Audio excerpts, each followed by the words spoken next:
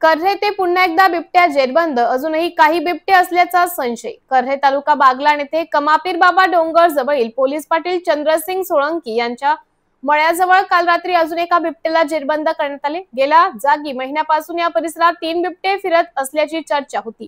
कित्येक शेतकऱ्यांना या बिबट्याने दर्शनही दिले होते. त्यामुळे या परिसरातील शेतकऱ्यांमध्ये भीतीचे वातावरण तयार झाले होते.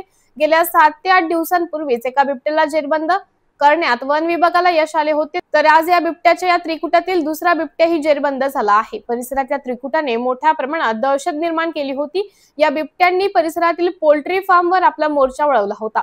यात अनेक कोंबड्या बिबट्यांपासून फस्त करण्यात आल्या होत्या. यामुळे वन विभागाने मागील 8 दिवसांपूर्वी या बिबट्याला पकडण्यासाठी या परिसरात पिंजरा लावला होता. यात एका बिबट्याला पकडण्यात यश आले होते, तर आज दुसरा बिबट्याही जेरबंद झाला आहे. मात्र अजूनही तिसरा बिबट्या परिसरात मुक्त संचार करत असल्याची चर्चा शेतकरी वर्गात आहे. वनपाल पीए गुंजाळ व ग्रामस्थ यांनी यावेळी सहकार्य केल्यामुळे हा बिबट्या जेरबंद झाला आहे. स्टार न्यूज साठी प्रतिनिधी मोहसिन पठाण, नाशिक.